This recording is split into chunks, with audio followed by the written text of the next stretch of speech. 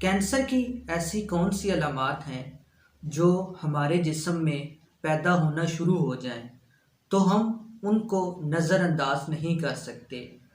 آپ کو اس بات کا تو علم ہوگا کہ کینسر کی ڈائگنوزنگ آپ جتنی جلد کریں گے کینسر کا علاج اتنا ہی آسان ہوگا، اور کینسر کی ڈائگنوزنگ میں آپ جتنی دیر سے کروائیں گے کینسر کے مریض کو اتنی ہی تکلیف کا سامنا کرنا پڑے گا۔ تو سب سے پہلی چیز جس کا آپ نے دھیان رکھنا ہے، جسم میں کوئی ایسی گلٹی یا گانٹھ وغیرہ جلد سے ابھر تو نہیں آئی جس کی تشخیص میں آپ کو دقت پیش آ رہی ہے کہ آیا یہ کیا چیز ہے۔ یہ گلٹی گلے میں بھی ہو سکتی ہے، بریسٹ میں بھی ہو سکتی ہے، اور جسم کے کسی اور حصے میں بھی ہو سکتی ہے۔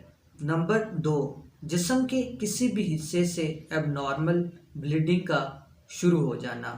مثلاً آپ کو کھانسی ہو رہی ہے، کھانسی کے ساتھ خون کا آنا، پیشاب کے راستے خون کا آنا، یعنی پیشاب کے ساتھ خون کا آنا، اور بہانے والی جگہ سے خون کا اخراج، عورت کی ویجائنا سے بلیڈنگ کا ہونا، اس کے علاوہ ماہواری کے دنوں کے بعد بھی خون کا کافی دن تک جاری رہنا۔ یہ خون کالے رنگ کا ہو سکتا ہے، اس میں بعض اوقات بدبو بھی آتی ہے۔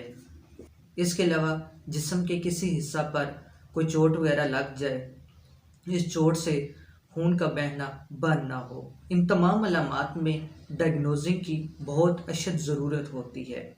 اس کے علاوہ عورتوں کے لیے ضروری ہے کہ عورتیں وقتاً فوقتاً اپنے بریسٹ کا معائنہ کرتی رہیں کہ آیا بریسٹ میں کوئی گلٹی یا گانٹھ وغیرہ تو نہیں بن گئی۔ اگر بن گئی ہے تو فوری طور پر اس کی ڈائگنوزنگ کروا کے اس کا پراپر ٹریٹمنٹ کروایا جائے۔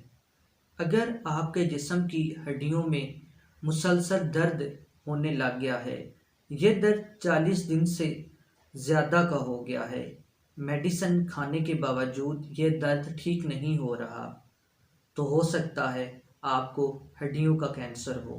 اس کے علاوہ اگر آپ کو کھانسی ہو رہی ہے اور آپ کا گلا مسلسل خراب رہتا ہے اور سانس لینے میں آپ کو دقت کا سامنا کرنا پڑتا ہے، تو اس حالت میں بھی ڈائگنوزنگ کی اور ٹریٹمنٹ کی ضرورت ہوتی ہے۔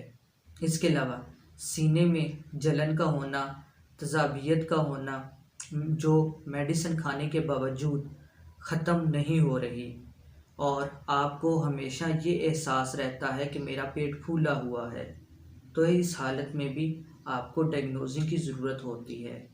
اگر سٹول پاس کرنے میں دقت ہو رہی ہے، آپ کو کبھی قبض ہو جاتا ہے اور کبھی اسہال لگ جاتے ہیں، یا یہ کیفیت مسلسل بار بار ریپیٹ ہوتی ہے، یعنی کبھی قبض ہو جاتی ہے اور کبھی دست لگ جاتے ہیں، تو اس حالت میں بھی ڈائگنوزنگ کی اور ٹریٹمنٹ کی ضرورت ہوتی ہے۔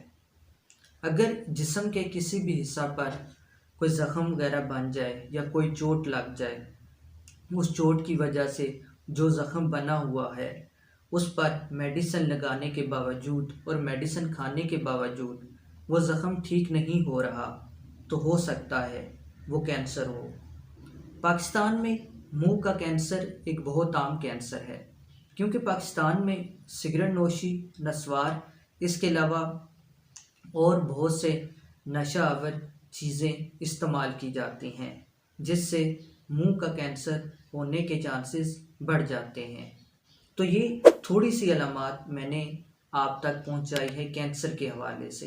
ایسی اور بہت سی علامات ہیں جو کینسر کے مریض میں پائی جاتی ہیں، انشاءاللہ ان کا بعد میں ذکر کریں گے۔